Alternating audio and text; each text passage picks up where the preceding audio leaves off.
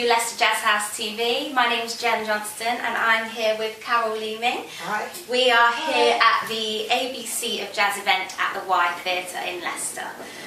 Could you tell us a little bit about yourself? Yeah, I was born in Leicester, but I grew up partly in Jamaica, and I was always surrounded by music, in particular kind of music from Jamaica, ska, jazz, but obviously later on soul and reggae and rocksteady, and was involved in sound systems. I mean, you know, music's always been a big part of my life, but I was also at Leicestershire School of Music, so I studied classically with Susan B. Turner voice, but I also studied with Leicestershire School of Music as well, classical music and voice. I'm a mezzo-soprano. Right, okay. How did you get involved in the Everybody's Reading Festival? I was invited to take part. I mean, I really like the festival this year. It's taken a very broad view about literature and writing and readers, and I like the idea of tonight that kind of focusing on the jazz repertoire and how the songs of the jazz repertoire really are a literary form in themselves, and they can be very sardonic or witty or dry or very emotive, some of the songs, or romantic, as the case may be. Because you're not just a singer-songwriter, are you? You do all sorts of different things. I'm classed as a polymath. Okay.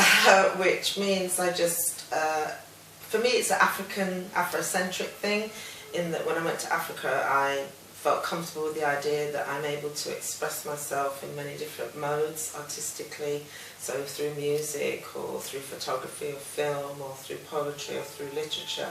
And you know, this is something I'm really comfortable with from an Afrocentric perspective. But in the West and stuff like that, you call a polymath if you do lots of things, okay, and you do them well. Very good. What got you started? How did you get started with everything? I think growing up with music, I wanted to be a dancer first, and I did do some dance early on, okay, jazz and contemporary, because, you know, like a lot of girls growing up, I fell in love with dance.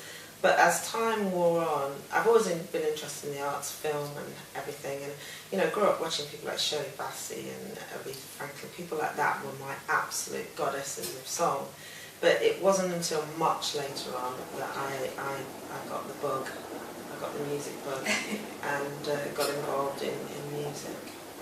Could you tell us a little bit about the Leicester music scene? What do you think about it? Does anything need improving? Sure, there's lots. What I think needs improving in particular is that there's not a diverse enough offer to the city as a whole. For example, if I highlight two particular genres around world music and around urban music, and indeed jazz, although I think the jazz offer is getting better. But for me, we are an incredibly cosmopolitan city, and in the past we used to get access to music from all over the world, African, Irish, Middle Eastern, you know, music from all over the world.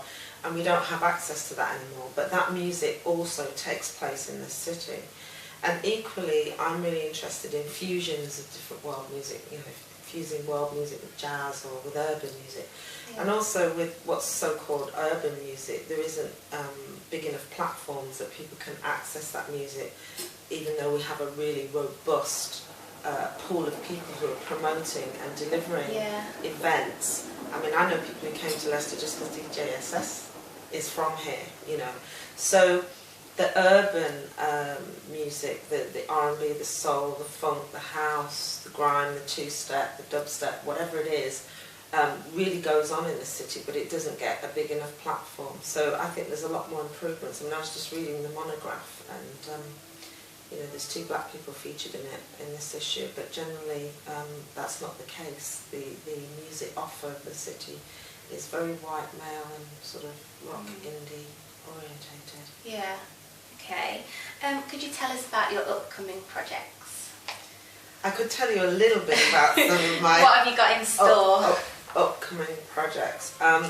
Well, on the music side, I'm really hoping to get together with my normal musical partner, who is someone called Neil Hunter. And I normally work with him to complete recordings of the songs and jazz world fusion music that we've made over a period of time to really get in the studio and do that. That's kind of on the music side. Also on the music side though, I'm in continuing negotiations to create platforms for world music and for urban music in the city, which has come in the wake of discussions around Leicester City of Culture. But whether we get Leicester City of Culture or not, I'm still going to have those negotiations. I want to advocate for that music to be more widely available in the city. So they're kind of on the music front, but on the literature front, I'm working on my first collection of poetry to get it published, and I'm going to publish my own little chapbook, and I'm looking to publish a choreo poem play that I have produced at Curve last year, so I'm looking to get into print. I saw that play. Did It you was see fab. it? Yes, I did. Talk to you later. So you're a very busy lady then? Yes, and apart from that I work helping other artists with their careers, so I'm really excited at the moment. I'm working with people like Bossman and Roy McFarlane, who was a former poet laureate from Birmingham, and there's also someone I'm hoping to work with, someone called Phoenix, who's a really exciting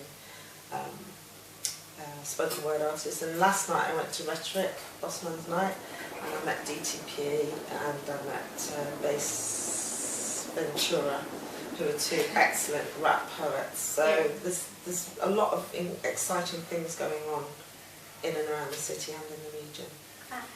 And what was it like being made a fellow of the RSA? That was amazing. They contacted me and I was like, yeah, but who are you? What are you? I don't know if I want to be a fellow. And I said, let me get back to you, because I'm one of these people, I need to research things and find out about things before I get engaged with them and involved. And I was really excited because actually this is an organisation that goes back to the Enlightenment, the Age of Reason, and one of my heroes in British art, William Blake, who was a polymath, you know, in art and music, literature and everything else. He was one of them, and there's a lot of famous intellectuals and artists who I admire who were part of this society, the Royal Society for the Arts. But that wasn't enough. I had to ask myself, what do they do? And what they do is they try and find solutions to problems, to everyday problems, and it's really an organisation of visionary, creative leaders, and that really excited me. The fact that we can get people who are doers, cultural leaders, to apply themselves to everyday problems, whether they're social problems or economic problems. But it's about finding creative, innovative solutions. So I was happy to join them. Yeah, that's an honour. Thank you very much for your time, and have a great performance tonight. Thank you very much. Thank you. Looking forward to it. My name is Leeming, and you're watching the really cool Jazz House TV.